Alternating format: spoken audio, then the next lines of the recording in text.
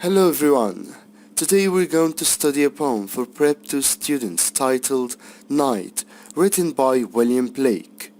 Of course, before diving deep into today's poem, we have to talk for a little bit about its poet, William Blake.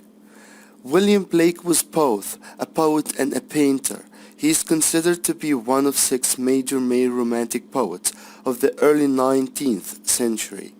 Blake was not popular during his life. One of Blake's first famous books is The Songs of Innocence, written in 1789, which was later combined with his Songs of Experience in 1794. Now, let's move to today's poem. In this poem, the poet describes a night in a beautiful way. He depicts the beauty of that night using words in a way that readers could live that moment every time they decide to read it. This poem consists of 2 stanzas. What is a stanza? A stanza is a group of lines. Here, in this first stanza, we have 4 lines. Let's read it. The sun descending in the west, the evening star does shine, the birds are silent in their nest, and I must seek for mine. Again, the sun descending in the west, the evening star does shine, the birds are silent in their nest, and I must seek for mine. Now let's talk about the meaning of some of these words. Here we have the word descend, which means go down. We also have the word seek, which means look for. Now let's move to the paraphrase part. To paraphrase is to explain a piece of writing, like a poem, using your own words. So, in this stanza the poet is outside his house, describing the scenery in front of him. The poet can see that the sun is going down. It's a sunset time, and the light of the sun is fading away. At the same time, the evening star, which is the moon, is starting to appear. Silence is covering the whole place, as all the birds are now sleeping in their nests. And only at this moment the poet decides that he should go to his bed too. Now, let's talk about the figures of speech. Here in The Sun Descending, we have personification. The poet is talking about the sun as if he is talking about a human being sitting. We also have omission in this part. What's omission? It's the act of not including a word. Here, the poet didn't include the verb is. So, the original form should be something like this. The sun is descending. But the poet decided that it should be like this way or in this way because this appeals more to the tongue. We also have a metaphor in the evening star. What is a metaphor? A metaphor is the usage of a word or a phrase, but we actually mean another thing. So, when using a word, here we don't interpret it or take it by its literal meaning. So, in the evening star, this phrase refers to the moon. We also have metaphor in I must seek for mine. So here, the poet doesn't literally mean that he is going to sleep in a nest.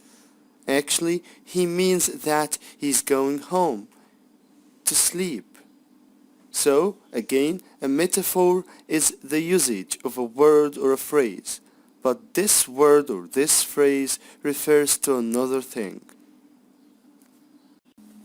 Here in must and mine we have alliteration, the repetition of the same consonant sound at the beginning of these 2 words. We have the sound, must and mine. The rhyme scheme of this stanza is A, B, A, B. The first line ends with the same last sound as that of the third line, and the second line ends with the same last sound as the fourth line. So the first line and the third line we give them the letter A. The second line and the fourth line we give them the letter B. Now let's move to the second stanza. Let's read it. The moon like a flower, in heaven's high power, with silent delight, sits and smiles on the night. Again. The moon like a flower, in heaven's high power, with silent delight, sits and smiles on the night. Now let's talk about the meaning of some of these words. Here we have the word power, which means a pleasant place in the shade, under trees in a garden. So it's a shady garden. We also have the word delight, which means joy. It's that feeling of great pleasure. Now let's start with the paraphrase. Here the poet likens the moon to a flower which is starting to open or appear.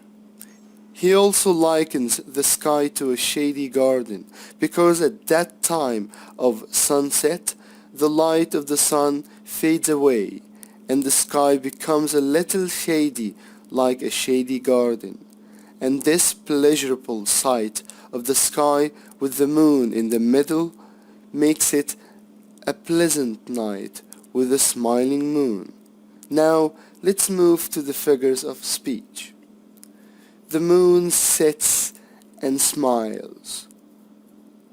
Here we have personification, okay, talking about the moon as if we're talking about a human being who is sitting and smiling.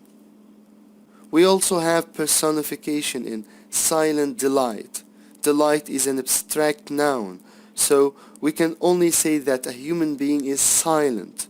So this is personification, giving human attributes to inanimate objects. We have simile in the moon like a flower.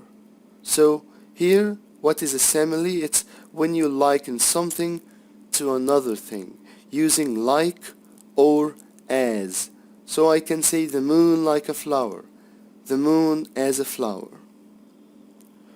Sits, smiles, high heaven. Here we have alliteration, the repetition of the same consonant sound at the beginning of these two words. So we have sits, smiles, high heaven. The rhyme scheme of this second stanza is C, C, D, D. The last sound of the first line is the same as that of the second line, and the last sound of the third line is the same as that of the fourth line. So now let's read the poem again. The sun descending in the west, the evening star does shine, the birds are silent in their nest, and I must seek for mine. The moon like a flower, in heaven's high power, with silent delight, sits and smiles on the night. Let's move to the vocabulary. Descending, setting or going down. Seek, look for, try to find something. Power, it's an arbor, which means a shady garden. The paraphrase. The poet is talking about night. The sun is setting. The evening star is shining. Everything is quiet. Even the birds are silent in their nest. And the writer must go to his own nest. The moon looks like a flower. It sits and smiles on the night. The rhyme scheme. For the first stanza is A, B, A, B. For the second stanza is C, C, D, D. The figures of speech. We have alliteration in sits and smiles. The repetition of the same consonant sound. Okay? Metaphor. We have I must seek for mine. So the poet doesn't literally mean that he is going to a nest. Personification. The moon sits and smiles. We have simile, like a flower. So when you liken something to something else using like or as. The poet has used the letter S more than once to refer to the quietness of the night. It's something like S. So that's it for today. I hope you understand this lesson. Goodbye.